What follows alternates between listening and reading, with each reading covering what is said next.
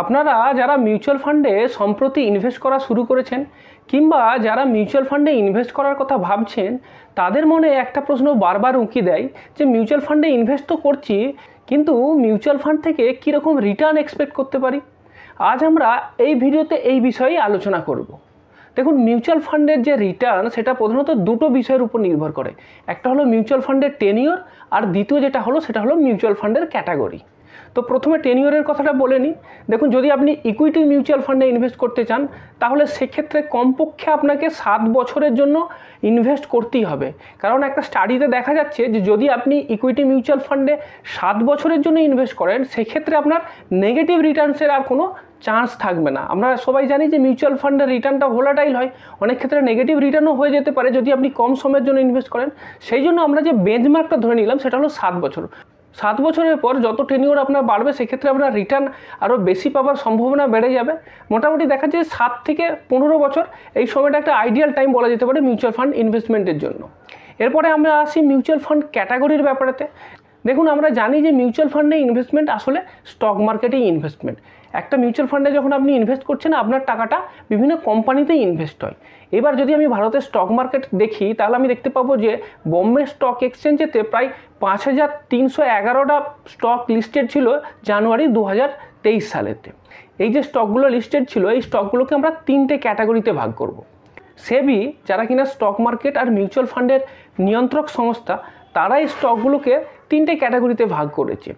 তো মার্কেট ক্যাপিটালাইজেশান, অর্থাৎ এই যে কোম্পানিটা আছে সেই কোম্পানিটার ভ্যালু কেমন আছে তার উপর ভিত্তি করে স্টকগুলোকে পরপর লিস্টিং করা হয়। তো প্রথম 100 যে স্টক থাকছে, অর্থাৎ সবথেকে বড় বড় যে কোম্পানিগুলো যাদের ভ্যালু সবথেকে বেশি, সেই 100টা কোম্পানি সেগুলোকে আমরা বলবো লার্জ ক্যাপ স্টক। এবং এটা দেখা যায় যে এই লার্জ ক্যাপের ক্ষেত্রে এর যে ভ্যালুটা অর্থাৎ মার্কেট ক্যাপিটালাইজেশানটা এটা 20,000 কোটি টাকার বেশি হবে। লার্জ ক্যাপ স্টকের উদাহরণ হিসাবে আমরা যেমন বলতে পারি Reliance industries, TCS, HDFC bank, ICICI bank, SBI bank, এগুলো সবই হলো লার্জ ক্যাপ স্টক। এরপরে আসছে যে 101 নম্বর যে র্যাঙ্কিং, এইখান থেকে 250 নম্বর, এই র্যাঙ্কিংয়ের ভেতর যে 150টা কোম্পানি থাকছে এই 150টা কোম্পানিকে আমরা বলছি mid cap stock. Mid cap কোম্পানিগুলোর ক্ষেত্রে দেখা যায় যে এদের মার্কেট ক্যাপিটালাইজেশন জেনারেলি 5,000 কোটি টাকা থেকে 20,000 কোটি টাকার মধ্যে থাকবে। এরপরে যে 250 নম্বরের পর থেকে 251 নম্বর থেকে যে স্টকগুলো শুরু হলো তার থেকে বাকি যে স্টকগুলো পড়ে রইলো সেগুলোকে আমরা বলবো স্মল ক্যাপ স্টক।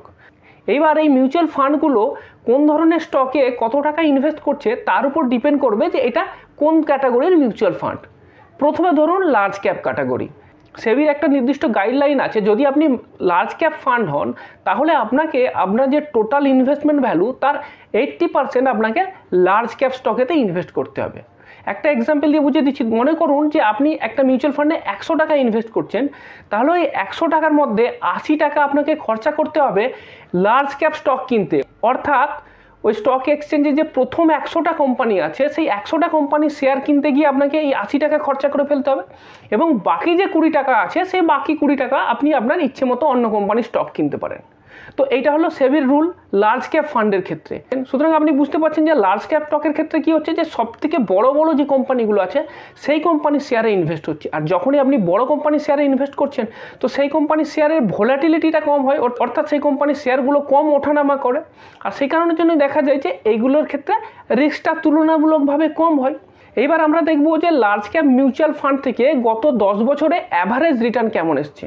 এক্ষেত্রে আমি কোনো নির্দিষ্ট মিউচুয়াল ফান্ড নিচ্ছি না। এই মিউচুয়াল ফান্ড ক্যাটাগরিতে 10 বছর পার করেছে এরকম যতগুলো মিউচুয়াল ফান্ড আছে তাদের যে অ্যাভারেজ আমি সেটা ধরছি। তো সেই অ্যাভারেজটা হচ্ছে 14.54%। এই 14.54% যে CAGR এটা কতটা সেটা বোঝানোর জন্য আমি জাস্ট একটা এক্সাম্পল নিলাম।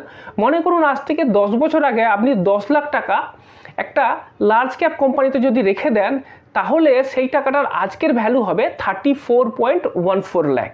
এরপরে যে মিউচুয়াল ফান্ডের ক্যাটাগরিটার কথা আমি বলবো সেটা হচ্ছে large and mid cap fund. এক্ষেত্রেও সেবির একটা গাইডলাইন আছে। লার্জ অ্যান্ড মিড ক্যাপ ফান্ডের ক্ষেত্রে আপনাকে মিনিমাম 35% লার্জ ক্যাপ কোম্পানির শেয়ারেতে ইনভেস্ট করতে হবে, 35% আপনাকে মিড ক্যাপ কোম্পানির শেয়ারে ইনভেস্ট করতে হবে। অর্থাৎ টোটাল 70% আপনার লার্জ আর মিড ক্যাপ এই কোম্পানির শেয়ারে ইনভেস্ট করতে হবে, বাকি যে 30% আছে সেটা আপনি আপনার পছন্দ মতো কোম্পানিতে ইনভেস্ট করতে পারেন। সুতরাং আপনি দেখতে পাচ্ছেন যে এখানে যেহেতু মিড ক্যাপ কোম্পানিতেও ইনভেস্ট করছি, সুতরাং এক্ষেত্রে কিন্তু আমার রিস্ক আর ভোলাটাইলিটি একটু বেশি থেকে যাচ্ছে compare to large cap fund. এইবার আমরা যদি দেখি যে এই লার্জ অ্যান্ড মিড ক্যাপ ফান্ডের গত 10 বছরের রিটার্নের যে CAGR সেটা কত, সেটা আসছে 16.73%। সুতরাং এক্ষেত্রেও যদি আমি দেখি যে যদি আমি 10 লাখ টাকা 10 বছর আগে এই ফান্ডে ইনভেস্ট করি, তাহলে সেক্ষেত্রে আমার ফান্ডের বর্তমান ভ্যালু দাঁড়াবে 46.97 lakhs। এরপরে আমরা যে ক্যাটাগরিটা নিয়ে কথা বলবো সেটা হলো ফ্লেক্সি ক্যাপ ফান্ড। তো ফ্লেক্সি ক্যাপ ফান্ড একটা পপুলার ক্যাটাগরির ফান্ড। এই ফান্ডের ক্ষেত্রে যে টিপিক্যাল যে কম্পোজিশনটা হবে সেটা হচ্ছে যে আপনাকে মিনিমাম 65% কিন্তু আপনাকে লার্জ ক্যাপ স্টকে ইনভেস্ট করতে হবে, এবং বাকি যে 35% আছে সেটা আপনি আপনার পছন্দ মতো জায়গায় ইনভেস্ট করতে পারেন। এক্ষেত্রে আমি দেখতে পাচ্ছি যে এর যে ভোলাটিলিটিটা সেটা কিন্তু লার্জ ক্যাপ ফান্ডের থেকে বেশি হয়, কিন্তু আবার মিড ক্যাপ বা স্মল ক্যাপ ফান্ডের থেকে কিন্তু এটা কম হয়। এবং এর যদি আমি 10 বছরের রিটার্ন দেখি তাহলে সেটা দেখতে পাচ্ছি যে 15.48 CAGR হারে। এবার যদি আমি 10 লাখ টাকা এই ফান্ডে 10 বছর আগে খাটাতাম তাহলে আমি কত টাকা পেতাম? বর্তমানে আপনার এই ফান্ডের ভ্যালু হতো 42.18 লাখ। এরপরে মিউচুয়াল ফান্ডের আরেকটা ক্যাটাগরি আছে, এটাকে বলছে mid cap fund. Mid cap ফান্ডের ক্ষেত্রে সেবির যে গাইডলাইনটা আছে সেক্ষেত্রে এর যে টিপিক্যাল কম্পোজিশন সেটা হবে যে মিনিমাম আপনাকে 65% কিন্তু মিড ক্যাপ স্টকেতে ইনভেস্ট করতে হবে, বাকি 35 অ্যাজ পার ইউর চয়েস। তো এক্ষেত্রে যদি আমি ভোলাটিলিটিটা দেখি তাহলে এর ভোলাটিলিটিটা কিন্তু আপনার লার্জ ক্যাপ ফান্ড বা ফ্লেক্সি ক্যাপ ফান্ডের থেকে বেশি, কারণ এখানে যেহেতু মিড ক্যাপ স্টকেতে ইনভেস্ট করছি, মিড ক্যাপ স্টকগুলো জেনারেলি একটু বেশি রিস্কি হয়, কিন্তু আবার স্মল ক্যাপের থেকে একটু কম, কারণ স্মল ক্যাপটা আরও বেশি রিস্কি হয়ে যায়। এইবার যদি আমি এর 10 বছরের রিটার্ন দেখি তাহলে রিটার্নটা দেখতে পাচ্ছি 19.72%। এখানে একটা জিনিস নোটিস করুন যে এর ক্ষেত্রে যেমন ভোলাটিলিটিটা বেশি তেমন আবার রিটার্নটাও বেশি। আর যদি 10 লাখ টাকা এই ফান্ডেতে আমি 10 বছর আগে ইনভেস্ট করতাম তাহলে বর্তমান সময়ে এর ভ্যালু দাঁড়াতো 60.49 lakhs। এরপরে যে ক্যাটাগরিটার কথা বলবো সেটা হলো স্মল ক্যাপ ফান্ড। নাম শুনেই বুঝতে পাচ্ছেন যে এই মিউচুয়াল ফান্ডগুলোতে স্মল ক্যাপ কোম্পানির শেয়ারেতেই বেশি ইনভেস্ট হবে। এক্ষেত্রে 65% মিনিমাম আপনাকে স্মল ক্যাপ ক্যাটাগরির যে স্টক আছে সেইখানে ইনভেস্ট করতে হবে, বাকি 35% as per your choice. Volatility সব থেকে বেশি হবে কারণ এখানে স্মল ক্যাপ স্টকেতেই বেশি ইনভেস্ট করা হচ্ছে, সুতরাং ভোলাটিলিটি বেশি হবে। তো ভোলাটিলিটি যখন বেশি আছে আমি তো রিটার্নও একটু বেশি এক্সপেক্ট করতে পারি। তো এক্ষেত্রে দেখা যাচ্ছে যে গত 10 বছরে এর রিটার্ন 21.79%, এবং এই 21.79% CAGR কতটা এটা দেখতে গেলে আপনি যদি ক্যালকুলেশন করেন যে 10 বছর আগে আপনি যদি 10 লাখ টাকা এই স্মল ক্যাপ ক্যাটাগরিতে রাখতেন তাহলে বর্তমান সময়তে তার ভ্যালু হতো 71.80 lakhs, মানে 72 লাখ। ভাবতে পারছেন 10 লাখ টাকা 10 বছর আগে যদি এই ফান্ডেতে রাখা যেত এখন তার ভ্যালু হয়ে যেত 72 lakhs, 7 গুণেরও বেশি 10 বছরেতে। এরপরে আরেকটা পপুলার ক্যাটাগরি আছে, এটার নাম হচ্ছে ELSS ফান্ড। এখানে কি হয়, এখানে কিন্তু আপনার 80C আন্ডারেতে ট্যাক্স অ্যাডভান্টেজ পাওয়া যায়। আমরা জানি যে 80C আন্ডারেতে ম্যাক্সিমাম 1.5 lakhs ট্যাক্স অ্যাডভান্টেজ পাওয়া যায় ইনকাম ট্যাক্সের ক্ষেত্রে। তো সেক্ষেত্রে PPF, সুকন্যা সমৃদ্ধি এইসব বিভিন্ন অপশান আছে যে ক্ষেত্রে আপনি যেগুলোতে ইনভেস্ট করে আপনি এই যে ট্যাক্স ছাড়টা সেটা আপনি ক্লেম করতে পারেন। কিন্তু যদি মনে করুন আপনি এই ডেট ইনস্ট্রুমেন্টে ইনভেস্ট করতে চান না, আপনার বয়স কম এবং আপনি চান যে এই 80Cটাও আমি মিউচুয়াল ফান্ড দিয়েই করবো, সেক্ষেত্রে আপনি ELSS ফান্ডেতে ইনভেস্ট করতে পারেন।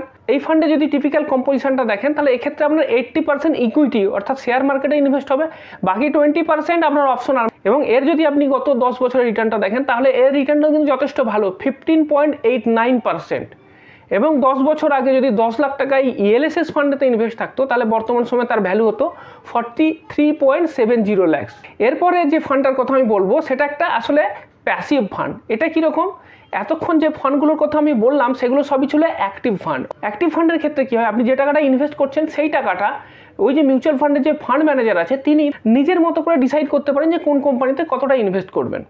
কিন্তু ইন্ডেক্স ফান্ডের ক্ষেত্রে কি হয়, ইন্ডেক্স ফান্ড সম্পূর্ণরূপে আমাদের সেন্সেক্স অথবা নিফটিটাকে জাস্ট কপি করে, সেই জন্য এটাকে প্যাসিভ ফান্ডও বলা হয়, কারণ আপনাকে এখানে অ্যাক্টিভলি কিছু ভাবতে হচ্ছে না, এর ক্ষেত্রে ভোলাটিলিটিটা কম থাকে। এবার এর যদি আমি রিটার্নটা দেখি তাহলে আমি দেখতে পাবো যে নিফটি 50 গত 10 বছরে 14.54% রিটার্ন দিয়েছে। অর্থাৎ যদি আপনি এই সেন্সেক্স বা নিফটি ফান্ডে আপনি যদি ইনভেস্ট করতেন গত 10 বছর আগে 10 লাখ টাকা, তাহলে বর্তমান সময়ের ভ্যালু হতো 87 lakhs। এইবার আমরা দেখব যে এই 10 লাখ টাকা 10 বছর আগে যদি আমরা ফিক্সড রিটার্ন ইনস্ট্রুমেন্টে ইনভেস্ট করতাম তাহলে সেই ক্ষেত্রে আমি কত টাকা পেতে পারতাম। তবে এই প্রসঙ্গে একটা কথা বলে রাখি, এই দুটোর কম্পারিজন কিন্তু হয় না, কারণ ফিক্সড রিটার্ন ইনস্ট্রুমেন্টগুলো কিন্তু ফিক্সড রিটার্ন, এখানে কিন্তু কোনো রিস্ক থাকে না। রিটার্ন কম থাকে ঠিকই, কিন্তু কোনো রিস্ক থাকে না। কিন্তু মিউচুয়াল ফান্ড বা এর ক্ষেত্রে কিন্তু আপনার ভলাটিলিটি ব্যাপারটা থেকে যাচ্ছে, রিটার্নটা কিন্তু কম বেশি হতে পারে। তো সেই কারণের জন্য দুটো কম্পেয়ার করা উচিত নয়, কিন্তু আমি জাস্ট বোঝাতে চাইছি যে ফিক্সড রিটার্ন ইনস্ট্রুমেন্টের ক্ষেত্রে আপনার কীরকম রিটার্ন আসে, আর যদি আপনি একটু রিস্ক নিয়ে ইনভেস্ট করেন সেক্ষেত্রে আপনার কীরকম রিটার্ন আসে এবং তাদের মধ্যে তফাৎ কতটা হয়, জাস্ট সেটুকু বোঝানোর জন্য কিন্তু আমি জাস্ট কম্পেয়ারটা করছি। তো প্রথম যে অপশান হতে পারে সেটা হচ্ছে পোস্ট অফিসের টাইম ডিপোজিট। দেখুন 10 বছরের টাইম ডিপোজিট তো পোস্ট অফিসে হয় না, 5 বছরের জন্য হয়। তো আমি কি করব, গত 10 বছরটাকে দুটো ভাগে ভাগ করে নেব। প্রথম যে টেনিওরটা নেব 2013 থেকে 2018 সাল। তো এই 5 বছরে আমি দেখে নেব যে ওই সময়তে 5 বছরের টাইম ডিপোজিটে কত ইন্টারেস্ট রেট ছিল। আমি চেক করে দেখেছি যে ওই সময়তে 8.5% ইন্টারেস্ট ছিল। তাহলে আমি কি করলাম, প্রথম 10 লাখ টাকা 8.5% ইন্টারেস্ট হারেতে আমি পোস্ট অফিসের টাইম ডিপোজিটে ইনভেস্ট করলাম। তাহলে দেখা যাচ্ছে যে 5 বছর পরে আমি পাবো 15,22,000 টাকা। এবার এই 15,22,000 টাকা আরও 5 বছর রাখবো, কারণ টোটাল 10 বছর আমি সময় পাচ্ছি। এবার 2018 থেকে 23 এই সময় পোস্ট অফিসের টাইম ডিপোজিটের ইন্টারেস্ট ছিল 7.4%।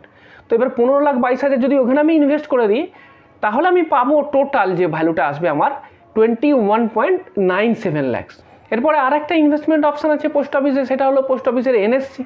এবার দেখে নিই যদি এই 10 লাখ টাকা আমি এনএসসিতে ইনভেস্ট করতাম 5 বছর দুটো টেনিওরেতে, তাহলে কত রিটার্ন পেতাম। 2013 থেকে 2018 এই সময় এনএসসির ইন্টারেস্ট রেট ছিল 8.6%। সুতরাং 2018 সাল নাগাদ ওই 5 বছরে আপনার ওই 10 লাখ টাকার ভ্যালু গিয়ে দাঁড়াতো 15,11,000 টাকা। আবার ওই 15,11,000 টাকা আরও 5 বছরের জন্য আপনি ইনভেস্ট করতেন 2018 সালে। সেই সময়তে এনএসসির রেট ছিল 7.6%। তো 7.6% হারে ওই 11,18,000 টাকা আপনার দাঁড়াতো 21.78 lakhs। এরপরে আর একটা অপশন থেকে যাচ্ছে, সেটা হচ্ছে ব্যাংকের ফিক্সড ডিপোজিট। মোটামুটি 5 বছরের বেশি যে টেনিওর, এই টেনিওরেতে ওই সময় ব্যাংকের ফিক্সড ডিপোজিটে কীরকম রেট ছিল, বিভিন্ন ব্যাংকে বিভিন্ন ছিল। মোটামুটি অ্যাভারেজ যেটা পেয়েছি আমি 8.5 থেকে 9.1 এই পার্সেন্টেজের রেটেতেই ছিল। একটা অ্যাভারেজ আমি নিয়ে নিলাম 8.75%। তো যদি আমি 8.75% হারেই যদি আমি ইন্টারেস্ট হিসেব করি তাহলে ওই 10 লাখ টাকা 10 বছর পরে তার যে ভ্যালু যেটা দাঁড়াবে সেটা হচ্ছে 23.76 lakhs। সুতরাং আপনি দেখতে পাচ্ছেন যে যদি আপনি ফিক্সড রিটার্ন ইনস্ট্রুমেন্টগুলোতে ইনভেস্ট করতেন তাহলে আপনার মোটামুটি যে ভ্যালুটা আসতো সেটা ওই 21 থেকে 25 লাখ টাকার মধ্যে। কিন্তু যদি মিউচুয়াল ফান্ডে ইনভেস্ট করতেন তো সেক্ষেত্রে আপনার যে রিটার্নটা সেটা মোটামুটি 40 লাখ থেকে 70 লাখ এই রেঞ্জেতেই মোটামুটি ঘোরাফেরা করতো। তো বিভিন্ন মিউচুয়াল ফান্ড ক্যাটাগরির যে রিটার্ন সেটা দেখে আপনার মনে একটা প্রশ্ন আসবে, স্মল ক্যাপে তো সব থেকে ভালো রিটার্ন পেলাম, তাহলে কি সব টাকায় স্মল ক্যাপেই ইনভেস্ট করে দেবো? তো এর এক কথাই উত্তর হলো না। মিউচুয়াল ফান্ডে ইনভেস্ট করার আগে আপনাকে কিন্তু দুটো জিনিসের উপর প্রথম নজর রাখতে হবে। তো সেই দুটো জিনিস কি এবং সেই দুটো জিনিসকে কাজে লাগিয়ে কি করে আপনি আপনার জন্য সেরা মিউচুয়াল ফান্ডটা খুঁজে নেবেন, সেটা যদি জানতে চান আমার বাঁদিকের ভিডিওটাতে ক্লিক করুন। আর মিউচুয়াল ফান্ড সম্বন্ধে যদি আরও বেশি করে জানতে চান তাহলে আমার ডান দিকের মিউচুয়াল ফান্ড প্লেলিস্টটাতে ক্লিক করুন।